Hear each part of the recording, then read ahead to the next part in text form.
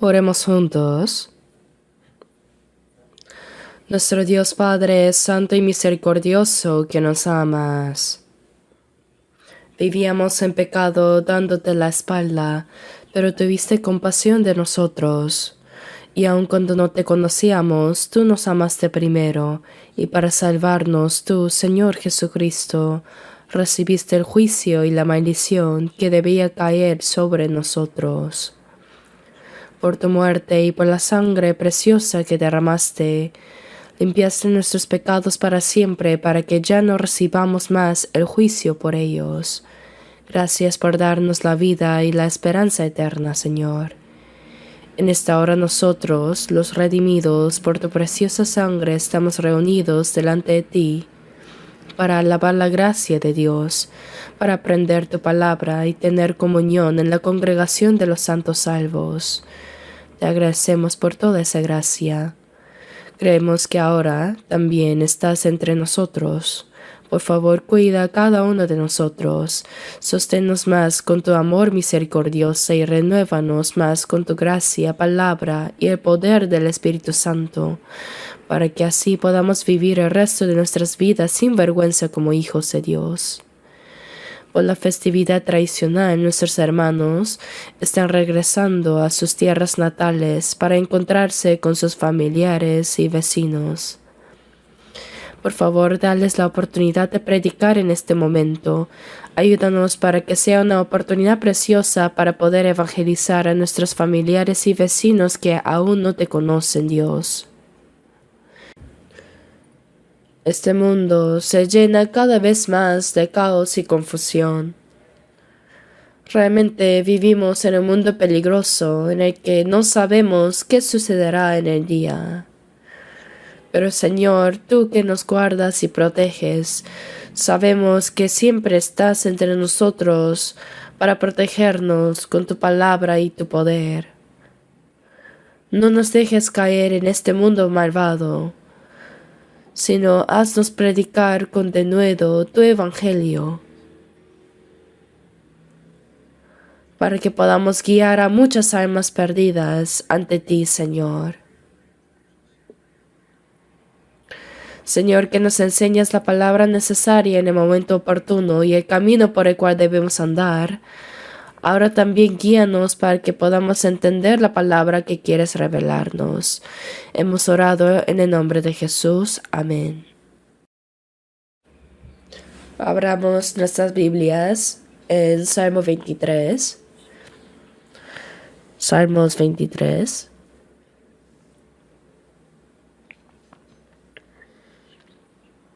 Salmos 23.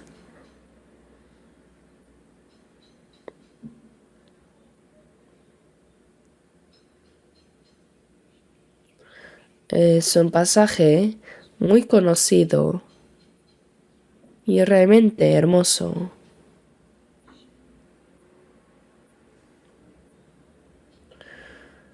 Leamos juntos despacio desde el versículo 1 hasta el 6. 1 al 6. Jehová es mi pastor, nada me faltará. En lugares de delicados pastos me hará descansar. Junto a aguas de reposo me pastoreará.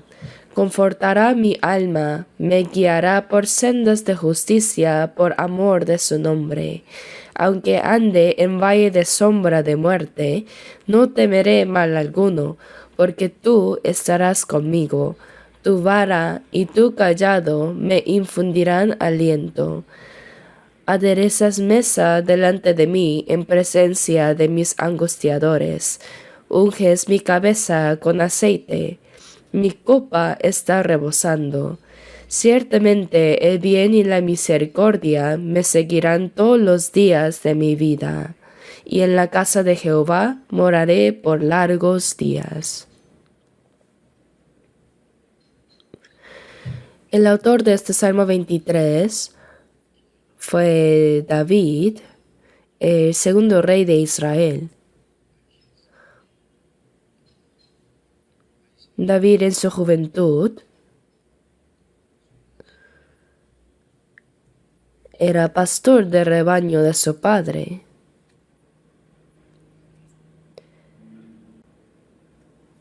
Y mientras cuidaba las ovejas, si venía un lobo o un oso y se llevaba una cría, él iba tras ellos. Peleaba contra los lobos y osos y la rescataba de su boca. Lo salvaba así. No solo Sansón, sino el joven David también tenía mucha fuerza y valentía. Por eso luchaba contra lobos y osos. Y cuando hubo guerra con los filisteos, el pueblo de Israel pasaba por un momento muy difícil. Por eso David fue al campo de batalla, porque su padre lo envió a llevar provisiones a sus hermanos. Allí vio que el jefe del ejército filisteo era un gigante enorme, con 6 dedos en cada mano y en cada pie. Parecía un monstruo de verdad.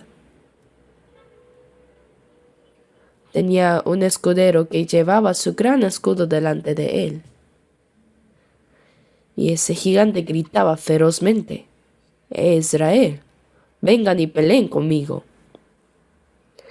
Como dice en 1 Samuel 17:9, si me venciere, nosotros seremos vuestros siervos, y si yo lo venciere, vosotros seréis nuestros siervos. Blasfemaba contra Dios y gritaba con soberbia, pero nadie se atrevía a enfrentarse a Goliat. Todos estaban aterrados. Y el ejército de Israel temblaba del temor. Pero cuando David vio esa escena, se indignó. ¿Cómo puede ese incircunciso insultar al ejército del Dios viviente? Y entonces habló con sus hermanos. ¿Vas a dejar a ese tipo así nomás? Le dijeron: ni lo menciones. No te hagas lo importante, vuelve a cuidar a las ovejas. ¿Para qué has venido? Nadie se ofrecía a pelear con Goliat. Entonces, él fue a ver al rey Saúl.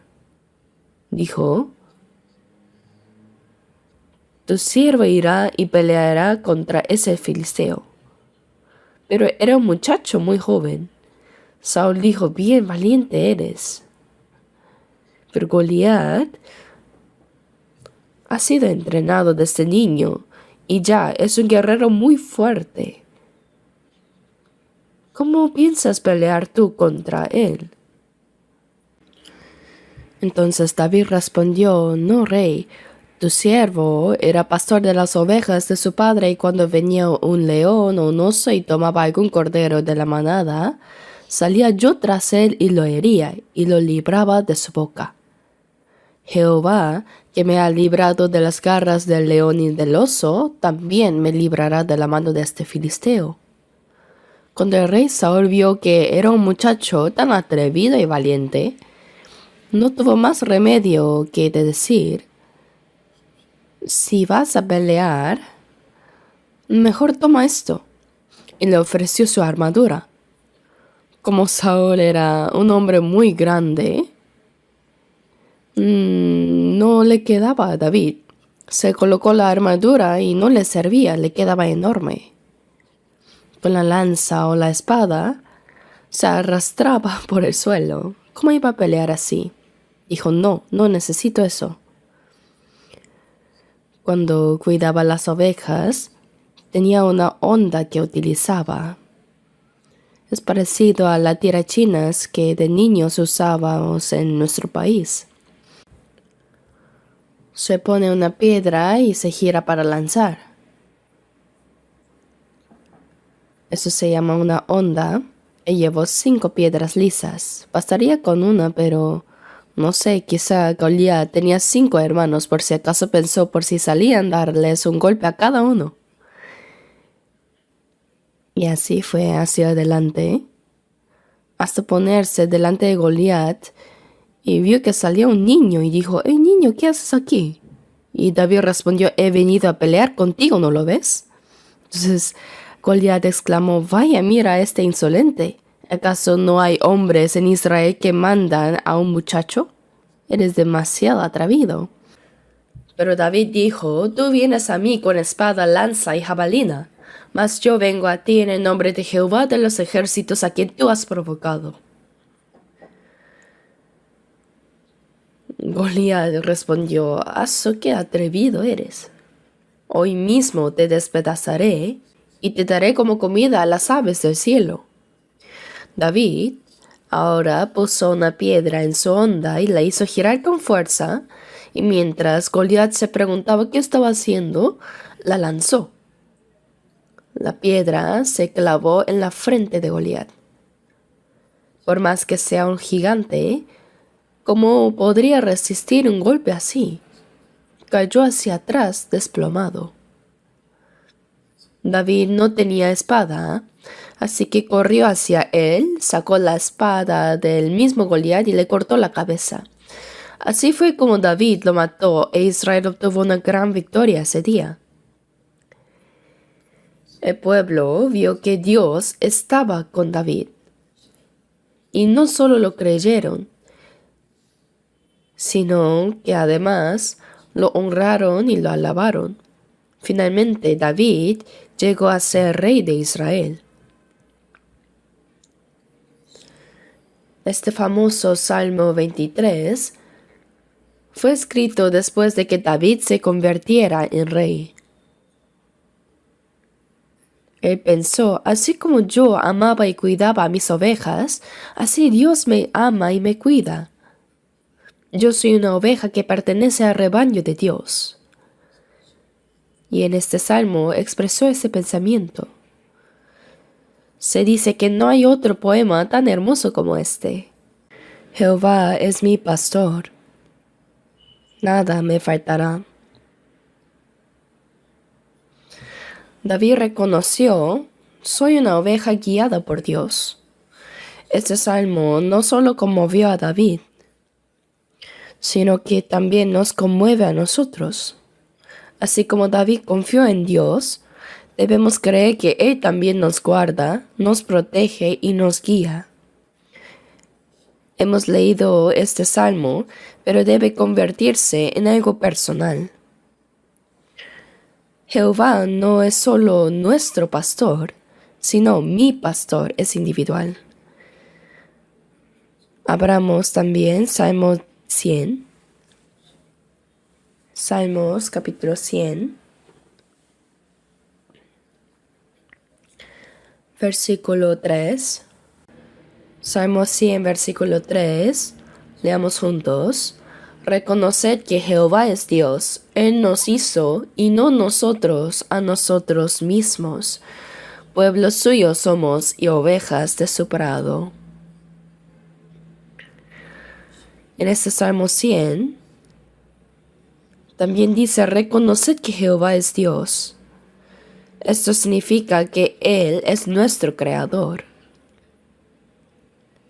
De todas las cosas que Dios creó, el ser humano es lo más valioso. Dios nos formó a su imagen y por eso el versículo dice, Él nos hizo y no nosotros a nosotros mismos. Pueblo suyo somos y ovejas de su prado. Sí, somos ovejas del rebaño del Señor. Los animales tienen su propia sabiduría para sobrevivir. Cuando aparece un enemigo, corren con todas sus fuerzas, o luchan, o se esconden rápidamente, ¿verdad? Pero la oveja no sabe hacer nada de eso. Cuando aparece un enemigo, no huye ni pelea, simplemente se queda quieta y es devorada. Una oveja no puede vivir si el pastor no la protege, la cuida y la guía. Realmente son animales muy especiales. Sin su pastor se convertiría en presa de los lobos. No saben a dónde ir ni cómo regresar a casa. Por eso en la Biblia hay muchos pasajes donde Dios es llamado el pastor y nosotros somos comparados con las ovejas. El Señor Jesús también habló de lo mismo. Veamos San Juan, capítulo 10.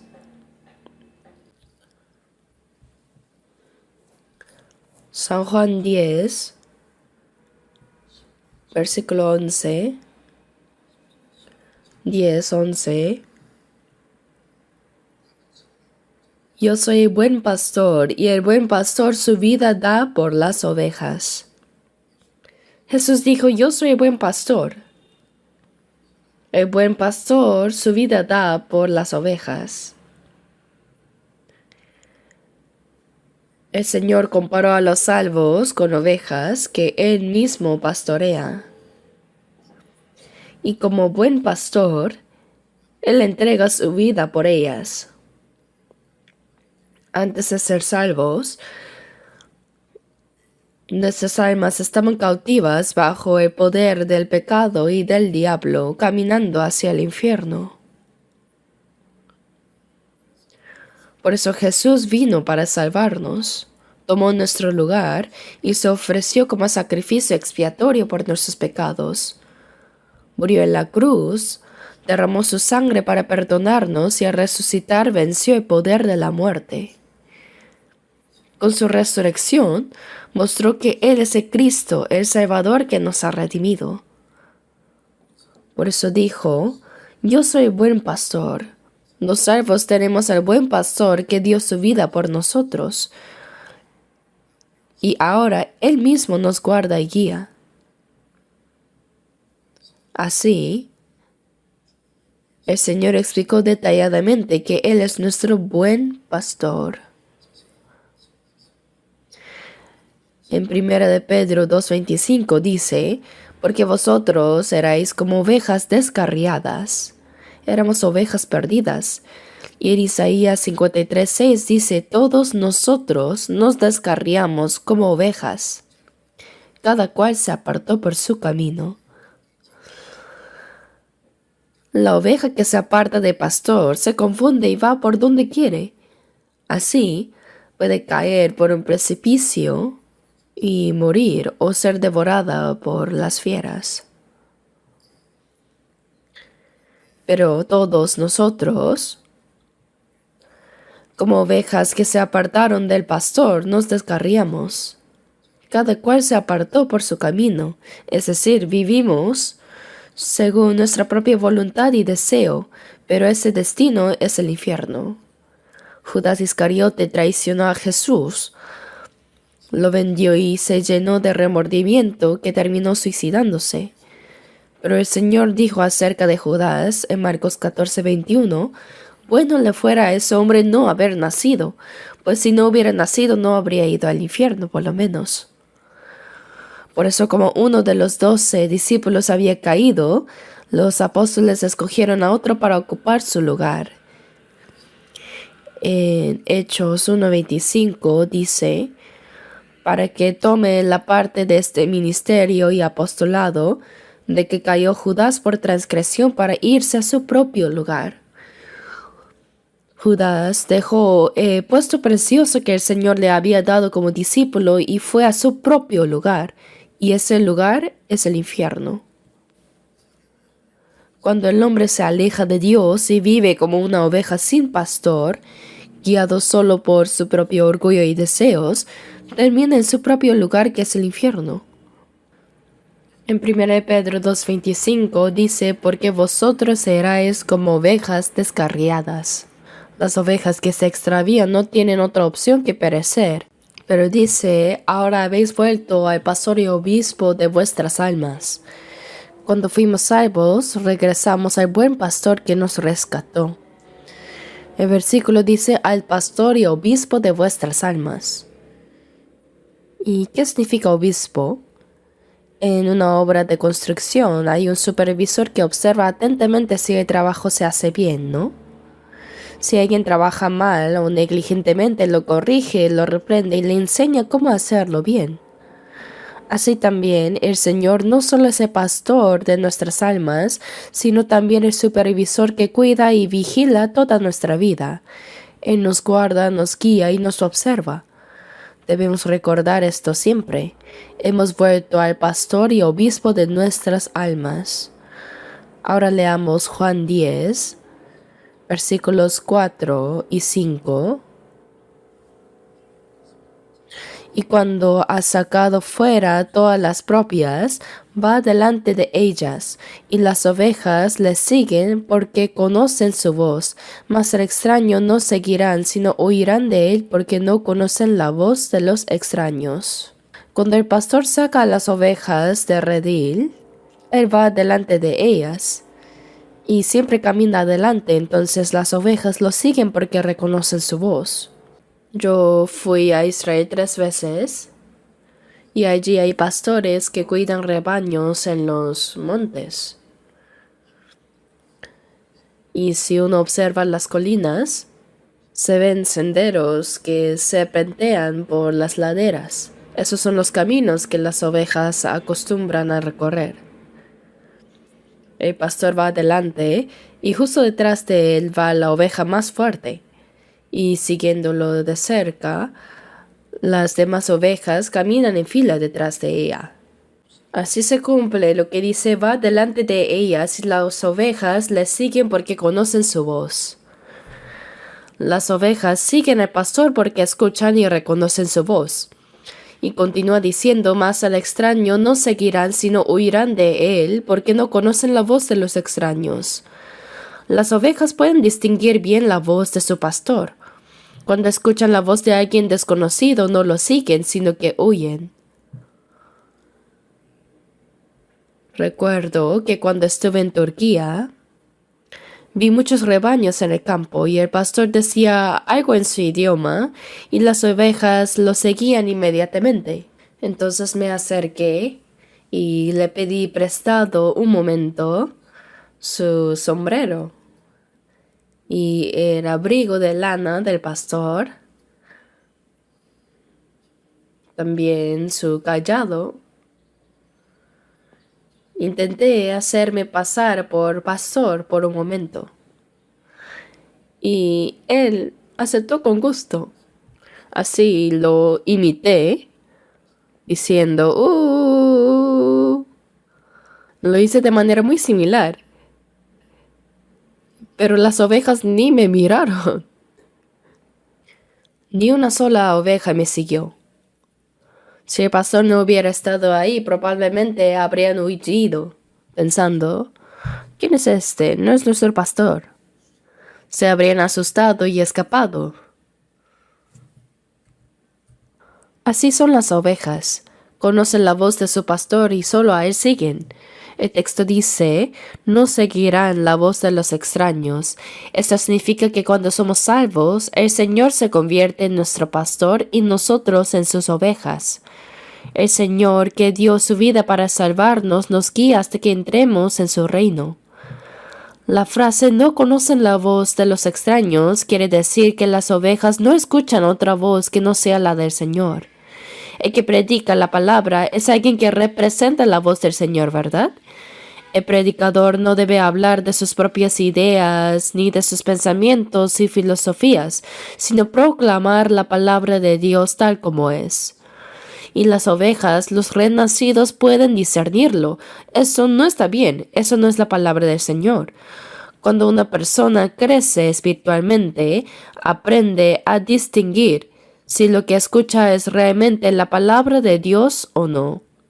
Algunos pueden hablar con mucha elocuencia, con filosofía o literatura, o con un tono moralista. Pero el creyente discierne cuando algo no es conforme a la verdad de Dios. El pastor o el predicador que anuncia correctamente la palabra no transmite sus propios pensamientos, sino lo que Dios ha dicho. Simplemente proclamar: así dice la palabra de Dios. Y cuando las personas oyen esa voz y la siguen, eso es la vida cristiana. Hasta la semana pasada hemos estado estudiando el tema La vida que permanece en el Señor y hoy es la quinta clase. La vida de cristiano renacido se puede resumir en una frase que es permanecer en Cristo. En Cristo significa estar unidos a Él.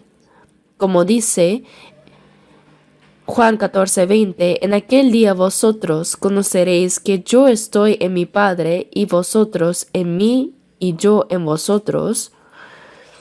El día en que fuimos salvos, comprendimos esto, que estamos en el Señor y el Señor está en nosotros. Estamos unidos con Él y esta unión no se puede separar. Así como un hombre y una mujer al casarse llegan a ser una sola carne, de la misma manera cuando somos salvos quedamos unidos con el Señor.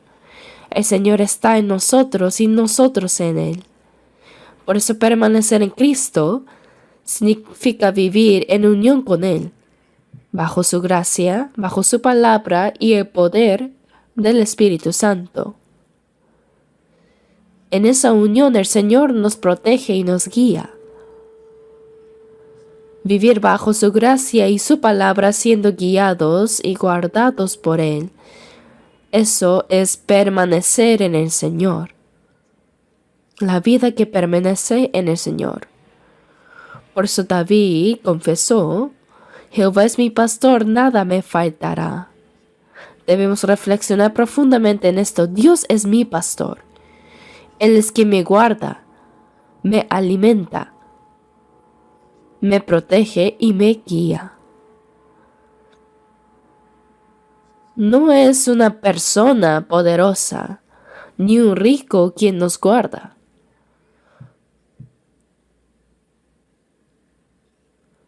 Sino Dios es quien nos guarda, guía y protege y nos ayuda porque es nuestro pastor.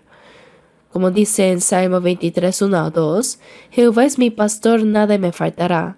En lugares de delicados pastos me hará descansar. El pastor lleva a sus ovejas a verdes pastos donde pueden alimentarse y descansar. Dice, junto a aguas de reposo me pastoreará. Así el Señor siempre está con nosotros. Y siempre nos guía y nos protege y nos alimenta. El versículo 3 dice, confortará mi alma. El Señor no solo salva nuestras almas, sino que las renueva cada día. Me guiará por sendas de justicia por amor de su nombre. Dios también nos salvó para la gloria de su propio nombre. ¿Por qué? Porque Dios creó al hombre a su imagen. Cuando el hombre se aleja de Dios y vive en pecado, se convierte en presa del diablo.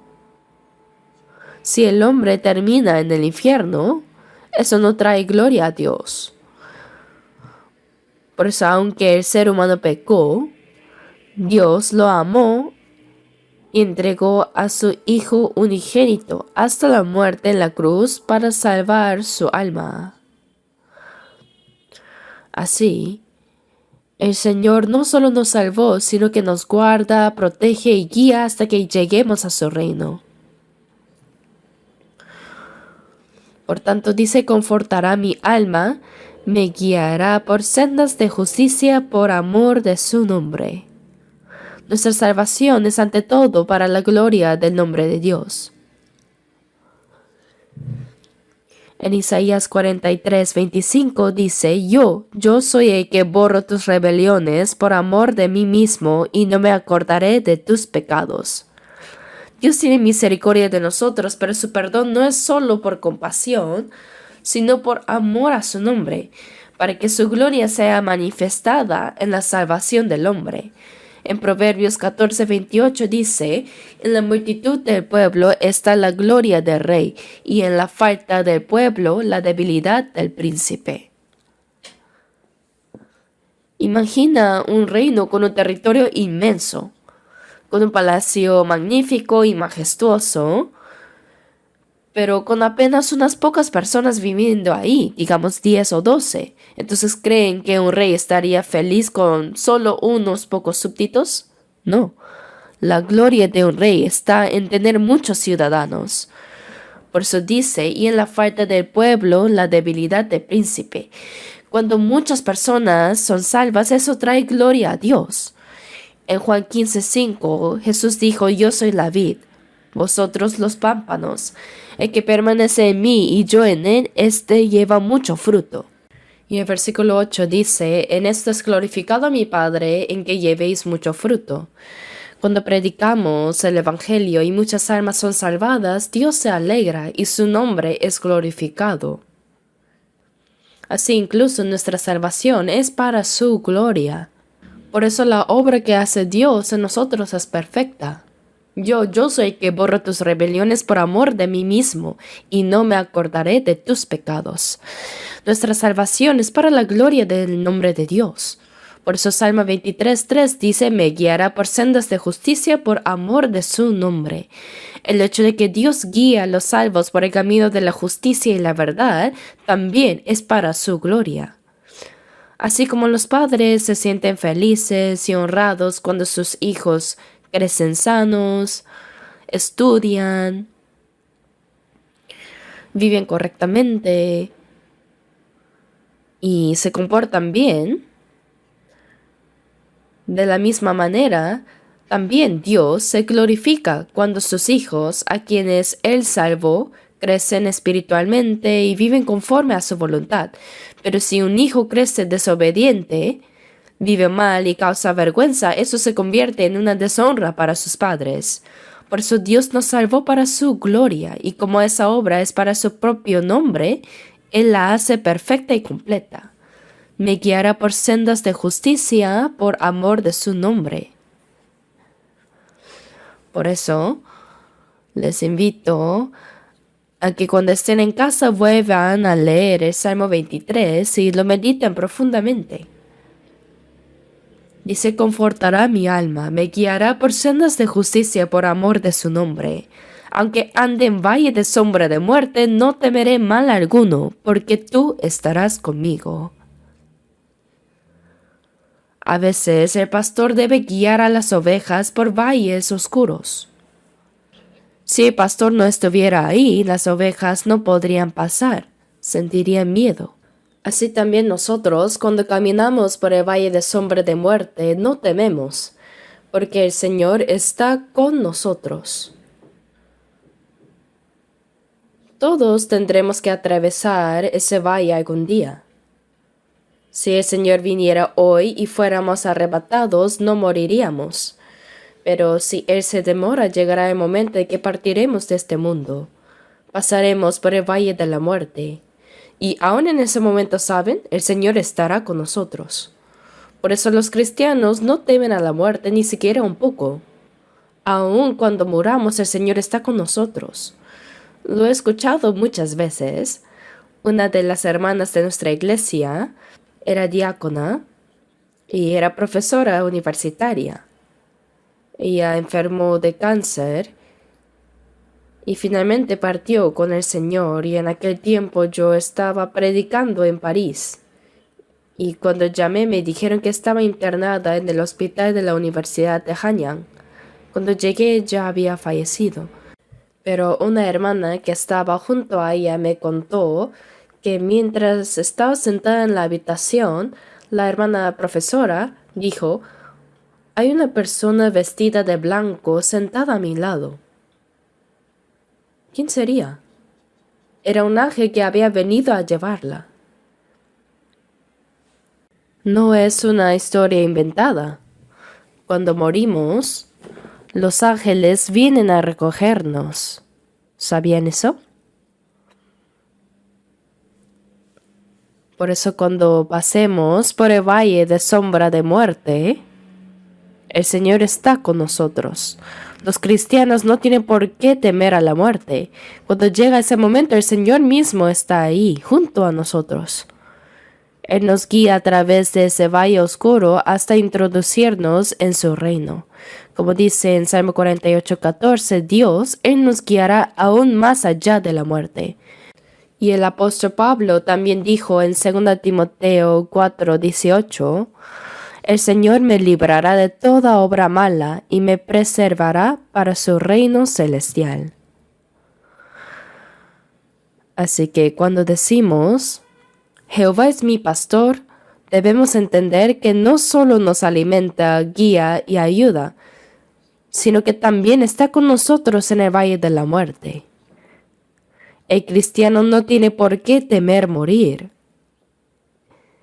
porque aún en ese instante el Señor está presente, acompañándonos hasta llevarnos a su reino.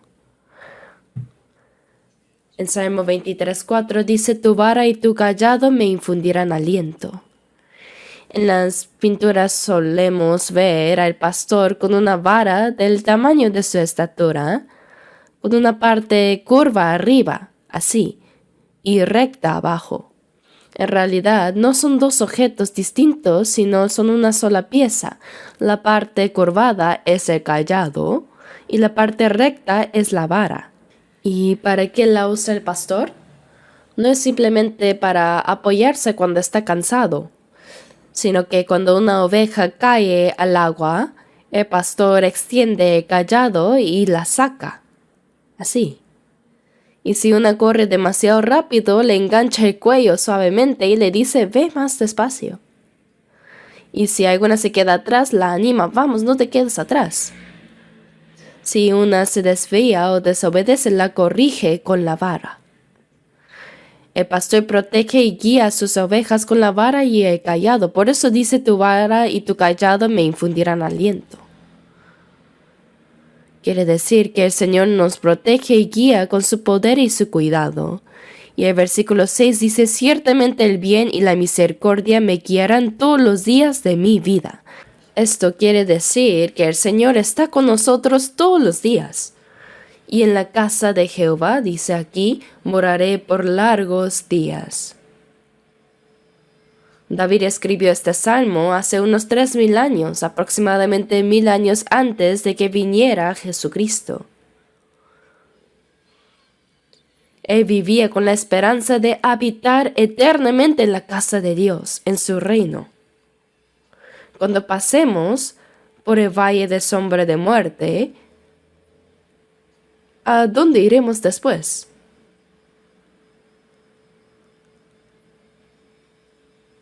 Vamos a la casa de Dios, donde moraremos para siempre. En Apocalipsis 21:1 dice, vi un cielo nuevo y una tierra nueva, porque el primer cielo y la primera tierra pasaron.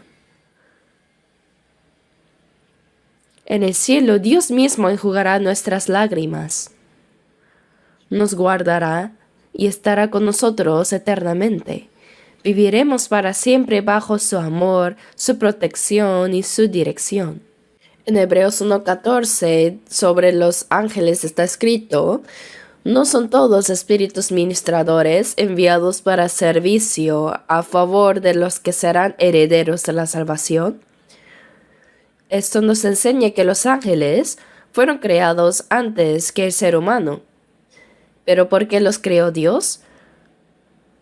Para que sean siervos al servicio de su voluntad.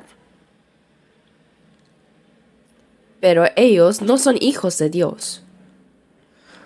Son las criaturas más poderosas después de Dios.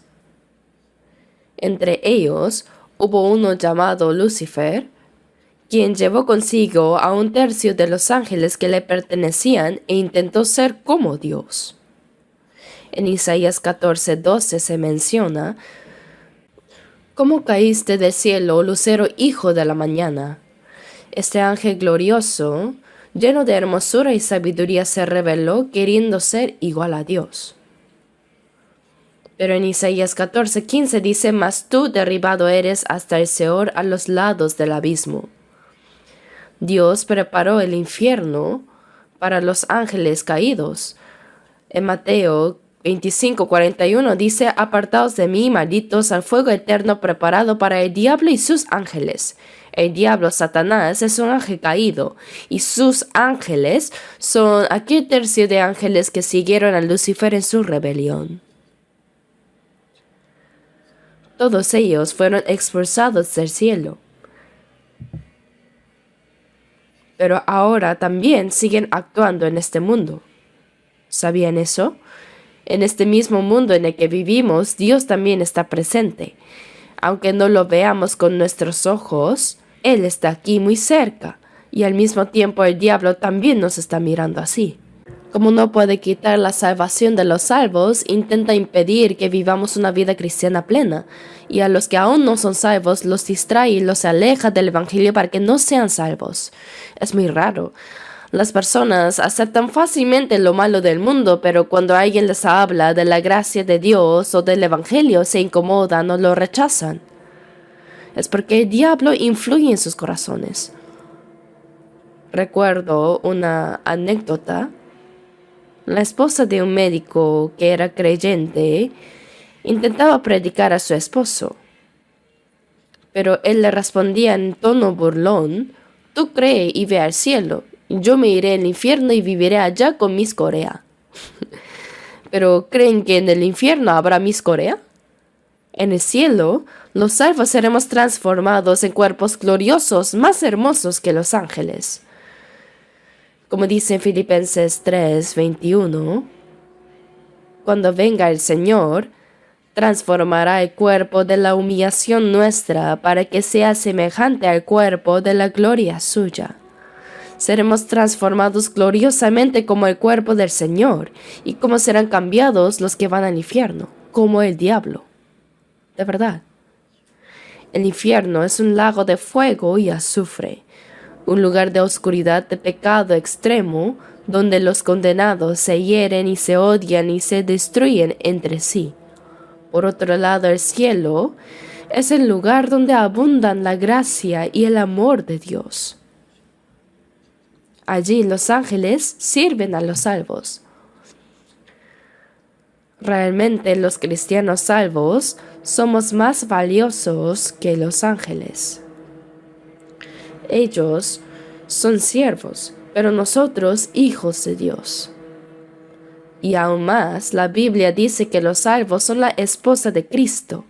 La palabra esposa quiere decir que compartimos la misma gloria que Cristo. Los ángeles no pueden ser la esposa de Cristo. Cuando ellos cayeron, Jesús no murió por ellos en la cruz. Una vez que un ángel cae, su destino queda sellado para siempre. Así que permanecer en el Señor significa vivir bajo su amor, su gracia, protección y guía hasta el día en que entremos en el cielo.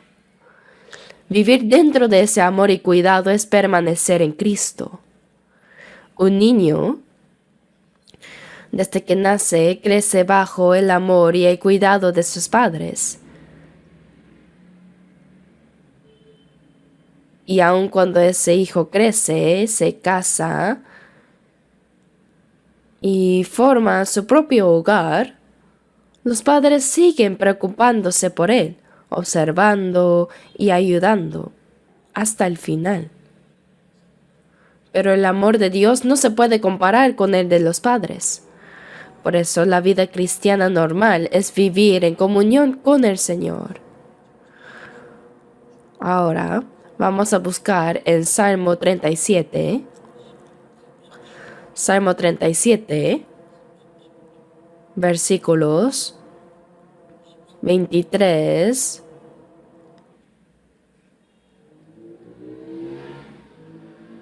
y 24. Salmo 37, versículos 23 y 4. Leamos juntos. Por Jehová son ordenados los pasos del hombre, y él aprueba su camino. Cuando el hombre cayere, no quedará postrado, porque Jehová sostiene su mano. Dice: por Jehová son ordenados los pasos del hombre. Aquí no se refiere a cualquier hombre, sino a los salvos. Dios ordena los pasos de los cristianos salvos.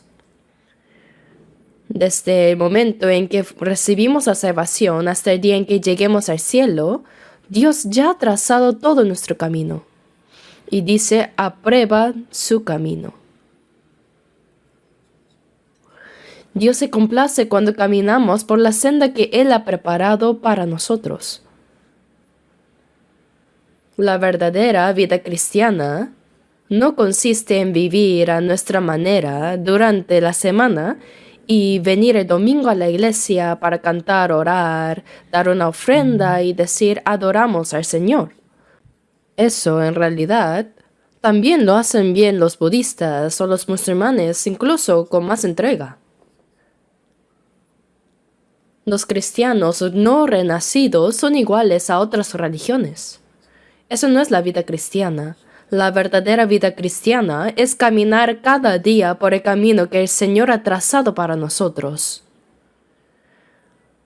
Dice, y Él aprueba su camino. Cuando el hombre cayere, no quedará postrado. Sí, podemos caer, pero el Señor nos sostiene con su mano. No quedará postrado porque Jehová sostiene su mano. Si nos caemos, el Señor nos agarra y nos levanta. Aunque nos equivoquemos, Él nos abraza y corrige. ¡Qué amor tan grande tiene el Señor!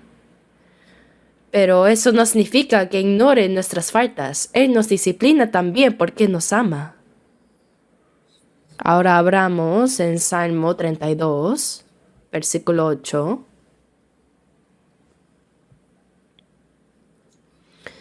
Salmo 32, versículo 8. Les leo, versículo 8. Te haré entender y te enseñaré el camino en que debes andar. Sobre ti fijaré mis ojos. No seáis como el caballo o como el mulo sin entendimiento, que han de ser sujetados con cabestro y con freno, porque si no, no se acercan a ti. El Señor dice, te enseñaré el camino en que debes andar. Dios ya ha trazado nuestro camino. Y además, Él mismo nos enseña cómo recorrerlo. En su palabra nos revela cómo debemos vivir desde el momento en que somos salvos hasta que lleguemos al cielo. En Salmo 119, 105 dice, lámpara es a mis pies tu palabra y lumbrera mi camino. La palabra del Señor es la luz que alumbra nuestro camino y nos muestra por dónde andar. Como dice el himno,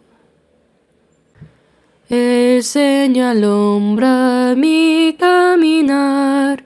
El Señor nos enseña la senda correcta. Por eso la vida cristiana no es vivir según nuestra conveniencia o gusto. El Señor ya ha establecido el camino que los creyentes deben recorrer hasta llegar al cielo. Y en la Biblia nos enseña cómo andar en él. ¿Para qué estudiamos la Biblia después de ser salvos? Para aprender cómo debe vivir un cristiano, cómo debe caminar y qué rumbo debe seguir. No vivimos según lo que nos parece bien o lo que nos resulta cómodo. Dice, te enseñaré el camino en que debes andar, sobre ti fijaré mis ojos. Quiere decir que Dios no solo nos muestra el camino, sino que nos observa atentamente para ver si realmente seguimos por ella.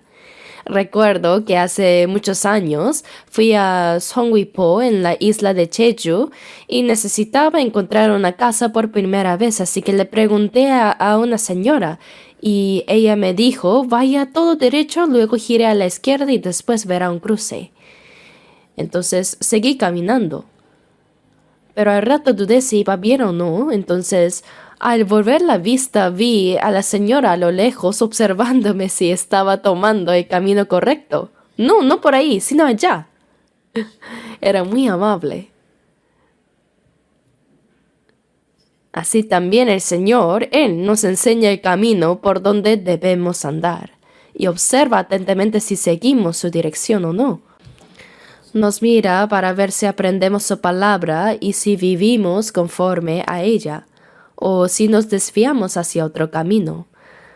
Dice, sobre ti fijaré mis ojos, no seáis como el caballo o como el mulo sin entendimiento. El caballo necesita un freno y el mulo un yugo.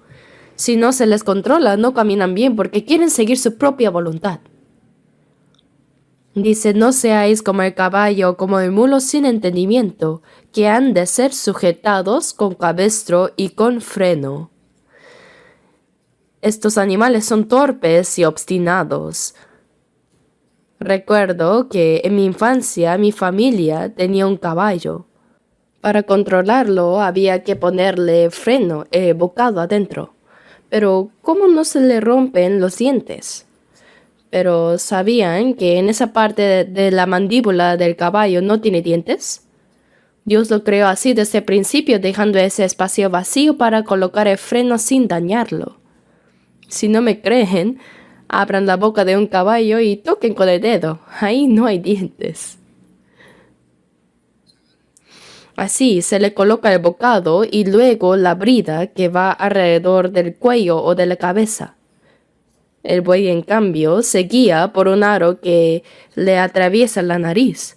Dice que han de ser sujetados con cabestro y con freno, porque si no, no se acercan a ti. Si necesitan freno y rienda para ser dirigidos, son como animales sin entendimiento. No debemos ser como ellos, sino seguir al Señor obedientemente. Si no, Él puede ponernos un freno y rienda para hacernos volver al camino correcto. El Señor es quien nos enseña el camino a seguir, nos observa y nos instruye con paciencia. Ahora veamos Salmo 84, 11. Salmo 84.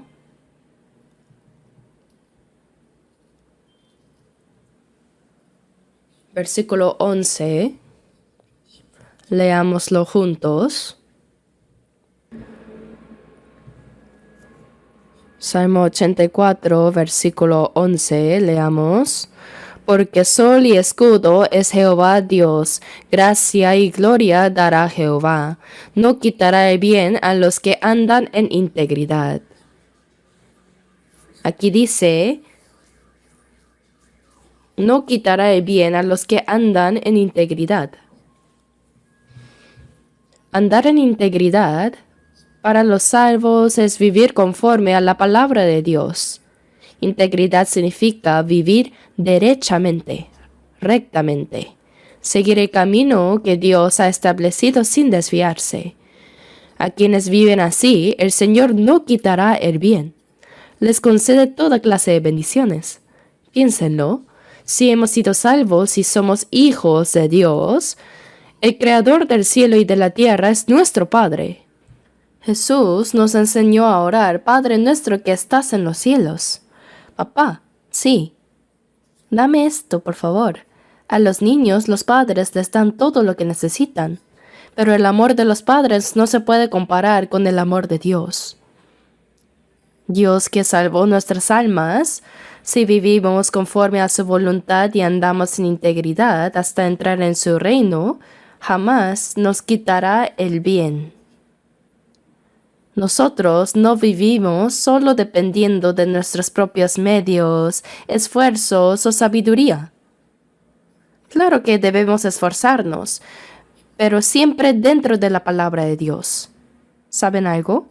Si solo buscamos agradar a Dios, saldremos ganando, porque Dios nos da todo lo que necesitamos. En Mateo 10:30 dice, pues aún vuestros cabellos están todos contados. Dios cuenta hasta el número de nuestros cabellos.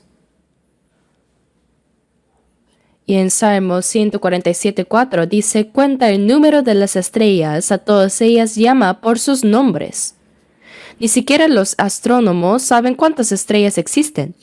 Dicen que hay galaxias formadas por 100,000 millones de estrellas, y otras 100,000 millones de galaxias más. Nadie puede contarlas, pero Dios las cuenta todas y las llama por su nombre. Es asombroso. Y ese mismo Dios dice que ha contado también los cabellos de los santos salvos. Mientras que nosotros ni siquiera podemos contar nuestras pestañas. pero Dios ha contado cada cabello de nuestra cabeza. No quiere decir que no tenga nada mejor que hacer, sino que no hay nada de nuestra vida que Él no sepa. Como dice el himno, mas yo sé a quien he creído y es poderoso para guardarme y sabe toda mi vida y me cuidará siempre. El Señor que conoce bien toda nuestra situación. Si oramos, confiamos en Dios y vivimos conforme a su voluntad, Él nos ayudará directamente. No quitará el bien a los que andan en integridad. Dios les da todo lo bueno. ¿Acaso esto es un cuento? No, es una promesa de Dios. Si uno cree, será hecho conforme a su fe. Pero muchos no lo creen, por eso, sin importar los medios o los métodos, aunque sean contrarias a la palabra de Dios, si piensan que tiene razón, simplemente siguen adelante. Pero cuando Dios dice de una sola vez no, todo se derrumba. ¿Me dejo entender? A la gente de este mundo Dios les deja vivir como quieran. Es porque no son sus hijos. No tiene por qué intervenir. En Job 21:7 dice, ¿por qué viven los impíos y se envejecen y aún crecen en riquezas? Su riqueza aumenta y sus hijos se multiplican como rebaños. Y en el versículo 13 dice, pasan sus días en prosperidad y en un momento descienden al Seol. Los impíos de este mundo, Dios los deja vivir según sus propios caminos, no se involucra. Dice, está bien, vivan como quieran. Pero hay un dicho que dice, el cerdo del banquete. En la casa donde hay una fiesta alimentan bien al cerdo. ¿Para qué? Para matarlo el día del banquete. Así es. Dios deja tranquilos a los incrédulos hasta el día en que vayan al infierno. El Seol es el infierno. Pasan sus días en prosperidad y un momento descienden al Seol, dice.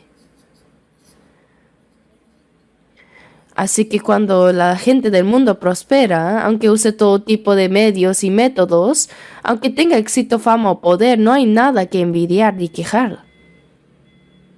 Déjenlos porque el juicio de Dios vendrá.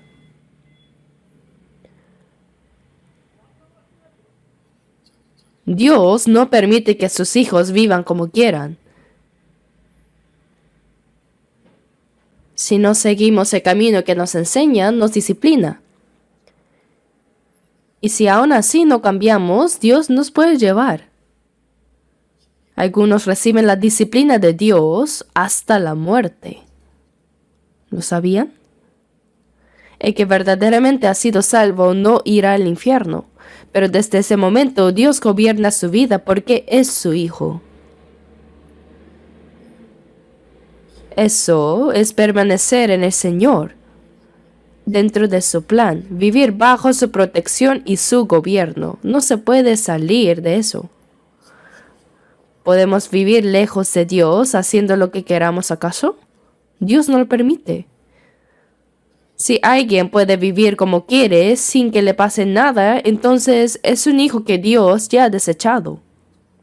Los hijos de Dios no pueden vivir como les da la gana. Dios no los deja así. Veamos Deuteronomio 6. Deuteronomio 6, versículo 18. Deuteronomio 6, versículo 18.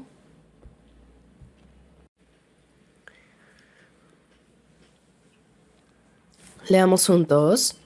Y haz lo recto y bueno ante los ojos de Jehová, para que te vaya bien y entres y poseas la buena tierra que Jehová juró a tus padres, para que Él arroje a tus enemigos de delante de ti como Jehová ha dicho. Los versículos 18 y 19 están relacionados. Haz lo recto y bueno ante los ojos de Jehová, ante los ojos de Dios. El que ha sido salvo vive siempre bajo la mirada de Dios. Él ve nuestros pensamientos y también nuestras acciones. No podemos escondernos de su mirada. Dice, haz lo recto y bueno ante los ojos de Jehová para que te vaya bien. Camina de manera recta y buena delante de Dios y serás bendecido, quiere decir. Nunca debemos olvidar que vivimos bajo la gracia, la protección, el dominio y la guía de Dios. Eso es vivir en el Señor. Yo en el Señor y también el Señor en mí. No podemos separarnos de Él. Es una relación inseparable. Veamos 1 Samuel 2, versículo 7. 1 Samuel 2.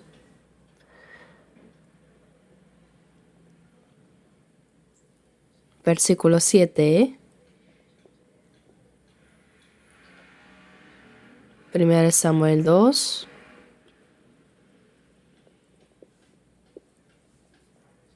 Versículo 7. Leamos juntos. Jehová empobrece y él enriquece, abate y enaltece. Jehová empobrece y él enriquece. Dios, cuando es necesario, también nos permite pasar por la pobreza. Y a veces decimos, ¿por qué Dios me deja vivir en pobreza? ¿Por qué no me da algo mejor? Pero dice que Él también empobrece. Por supuesto, cuando uno deja de confiar en Dios y vive según sus propios métodos, Dios puede incluso quitarle lo que tiene. En Nahum 1:7 dice, Jehová es bueno, fortaleza en el día de la angustia y conoce a los que en Él confían. Dios conoce a los que confían en Él. Si decimos, aunque muera, moriré al lado del Señor, entonces Dios se hace responsable de nosotros. Pero si no confiamos en Dios y queremos vivir por nuestras propias maneras, Él dice, está bien, vive como quieras. Parece que todo marcha bien, pero si Dios dice una sola palabra, no todo se derrumba de golpe. Por eso dice, el Señor empobrece y enriquece también. Él abate y enaltece. Si lo miramos bien, en la vida cristiana, a algunos creyentes Dios los hace pasar por pobreza. A veces también les quita todo lo que tienen. No siempre es porque hayan hecho algo mal, sino para que aprendan a depender solo del Señor aún en medio de la pobreza. En Filipenses 4:12, Pablo dijo, sé vivir humildemente y sé tener abundancia. En todo y por todo estoy enseñado. Pablo, en algunas ocasiones, llevaba grandes ofrendas para los hermanos de Jerusalén. ¿Creen que un hombre que transportaba ofrendas tan grandes pasaba hambre? ¿Qué opinan? No obstante, él dijo, sé vivir humildemente y sé tener abundancia. A veces vivía incluso en extrema necesidad. En 2 Corintios 11:27 dice en trabajo y fatiga, en muchos desvelos, en hambre y sed, en muchos ayunos, en frío y desnudez. Por predicar el Evangelio pasó hambre, frío, desvelo y necesidad. ¿Acaso fue porque Dios no estaba con él? No. Eso no fue porque el apóstol Pablo hubiera hecho algo malo. Fue más bien para que aprendiera a depender únicamente del Señor. Por eso Pablo dijo, sé vivir humildemente. Aprendió a estar satisfecho solo con el Señor, aunque no tuviera nada. Oh Jesús, mi Señor, dentro de mí estás. Solo en ti, Señor, me satisfago. Aunque no tengo nada, me basta con tener al Señor. Eso se aprende en la pobreza, a encontrar satisfacción en Cristo. Y cuando Dios nos da abundancia, no es para que vivamos una vida de lujo o derroche. Todo debe volver al Señor.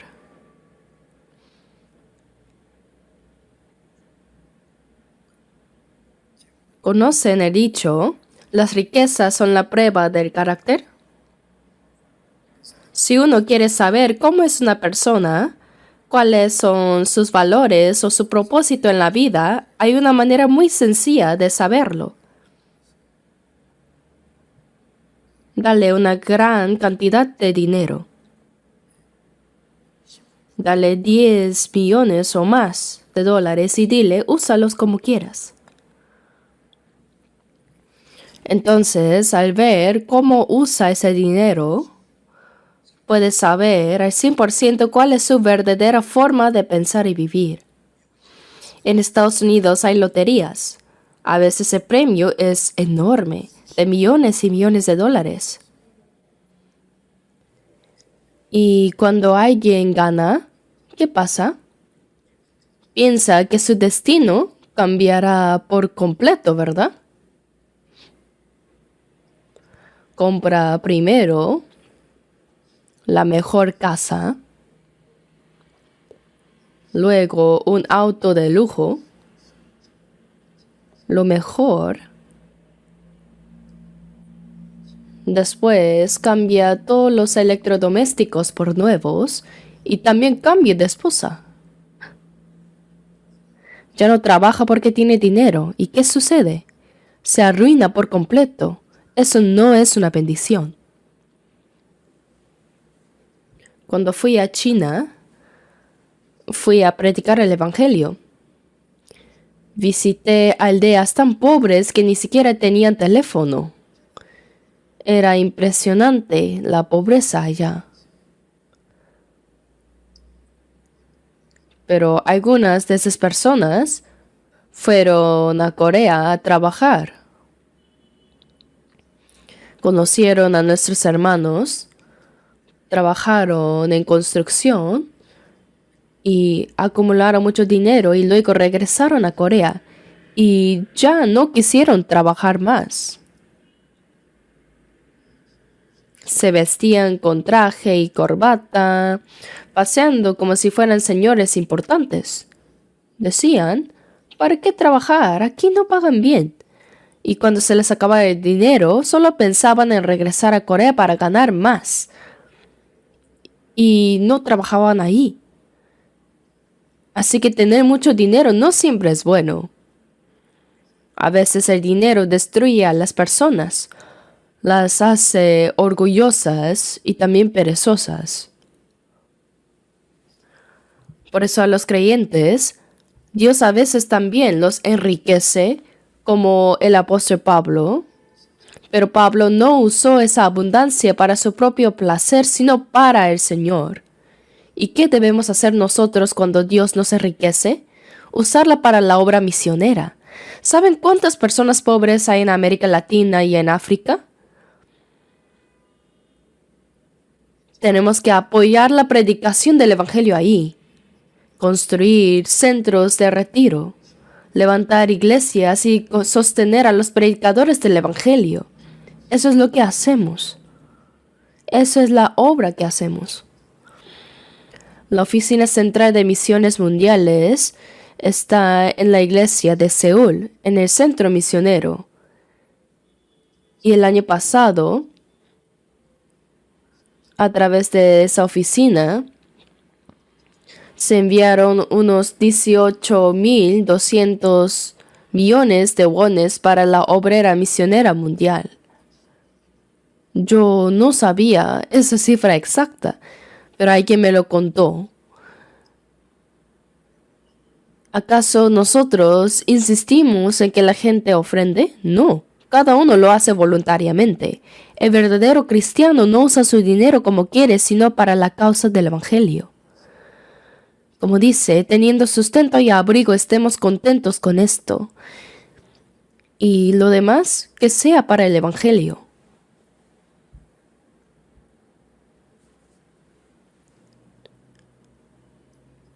Hace algunos años ocurrió algo así en una isla del sur, donde hay una de nuestras iglesias. Una hermana me llamó.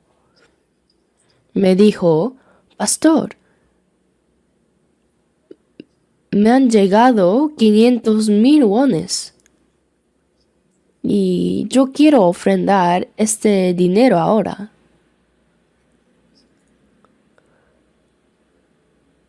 ¿qué debo hacer, pastor? Yo le respondí, sí, hágalo de la manera que le sea más conveniente. Después de eso, no tuve más noticias. En el campo, 500,000 wones es mucho dinero, ¿verdad? Pensé que tal vez estaba reuniendo el dinero poco a poco. Tiempo después, durante un seminario de la Biblia en Gwangju, mencioné el caso delante de las iglesias. Una hermana de una isla me dijo que quería ofrendar 500,000 wones, pero no he vuelto a saber de ella. Y después recibí una llamada. Un hermano había contado esa historia en su casa y la hermana dijo, esa soy yo. Ya lo hice, incluso con los intereses. Había depositado el dinero y tras ahorrar y cuidar cada centavo lo envió como ofrenda para las misiones mundiales. ¿Acaso los que ofrendan lo hacen porque tienen dinero? No. Aunque lo tengan, si no hay corazón no pueden hacerlo. Y hay quienes, aún sin tener, ahorran con sacrificio para entregarlo a la obra del Evangelio. La manera en que una persona usa su dinero muestra su sistema de valores y el propósito de su vida. Si alguien solo porque tiene dinero gasta sin medida, come todo lo que quiere, hace todo lo que desea, esa persona tiene un problema, ¿verdad? En nuestra iglesia también hay pastores que viven con muchas dificultades predicando el Evangelio. Debemos pensar en eso. De todos modos, Dios es quien empobrece, enriquece, humilla, abate y también nos enaltece. Nos enaltece y nos humilla también. Así trata a los cristianos, guiando y entrenando sus vidas según lo que Él ve necesario. Ahora veamos San Judas. Judas, justo antes de Apocalipsis.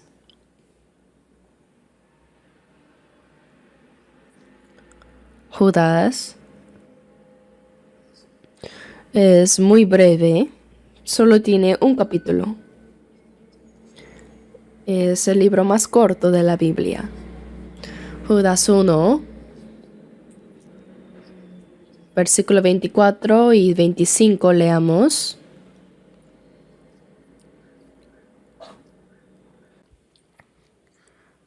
Leamos juntos. Y aquel que es poderoso para guardaros sin caída y presentaros sin mancha delante de su gloria con gran alegría, al único y sabio Dios, nuestro Salvador, sea gloria y majestad, imperio y potencia, ahora y por todos los siglos. Amén. Aquí dice a aquel que es poderoso para guardaros sin caída. Debemos saber que Dios siempre nos protege. El que ha sido salvo es ahora hijo de Dios. ¿Acaso un padre es indiferente con el hijo que ha engendrado? No, se preocupa por su salud. Lo cuida cuando está enfermo y lo envía a la escuela y hace todo lo posible para darle lo mejor. Dios, de la misma manera, se interesa por nosotros, incluso mucho más que cualquier padre por sus hijos, para guardaros sin caída. Significa que Él no permite que tropecemos ni que caigamos. Y dice también, y presentaros sin mancha delante de su gloria con gran alegría. Él nos presentará sin mancha ante su gloria. Dios nos salva para llevarnos a su reino y a su gloria. Y continúa diciendo, al único y sabio Dios nuestro Salvador. Realmente Dios nos guarda, Él nos protege y nos guía hasta el día en que entremos en su reino. Veamos un versículo más. Tercera de Juan, justo antes de Judas. Tercera de Juan,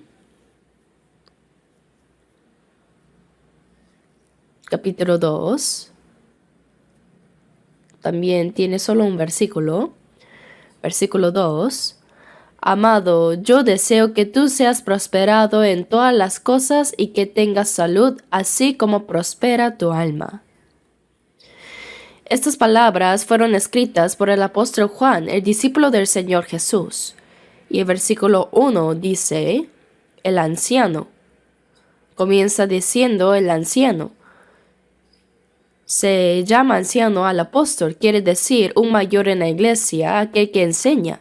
Entre los ancianos habían los que se encargaban de enseñar y otros de dirigir la iglesia, pero aquí se refiere al apóstol. Dice el anciano a Gayo.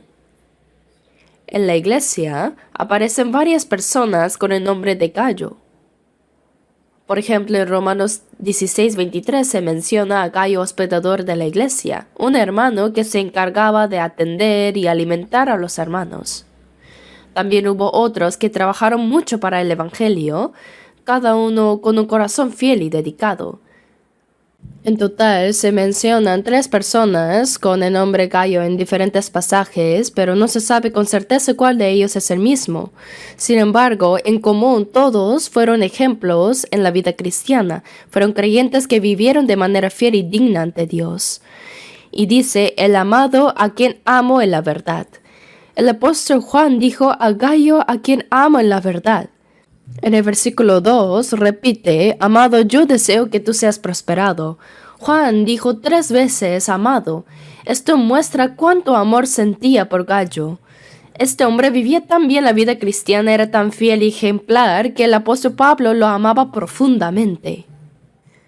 Dijo, amado, yo deseo que tú seas prosperado en todas las cosas y que tengas salud así como prospera tu alma.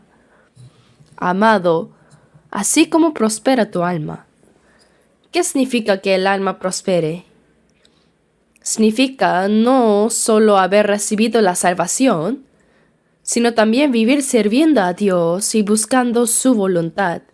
En Mateo 6:33 dice, mas buscad primeramente el reino de Dios y su justicia, y todas estas cosas os serán añadidas.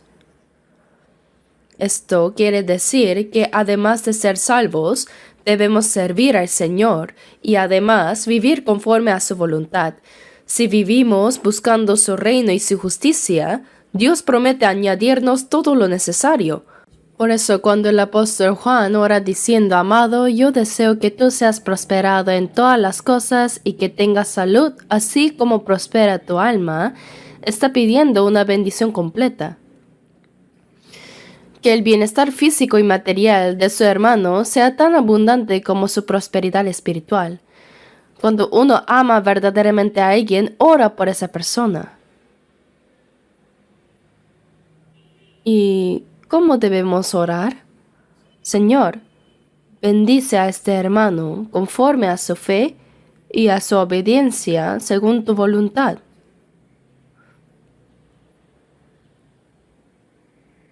Si el creyente vive buscando el reino de Dios y su justicia, entonces Dios cumple su promesa y añade todas las cosas, que sea salud, sustento y bendición.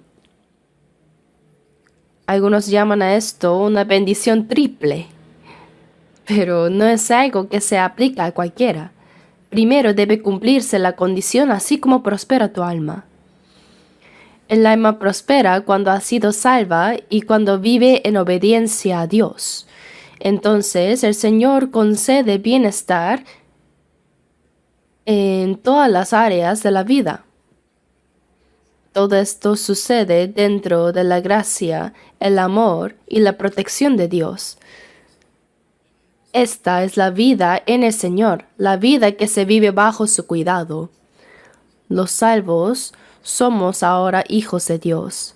Él nos guarda, nos ama y nos guiará hasta que entremos en su reino celestial. Por esa razón,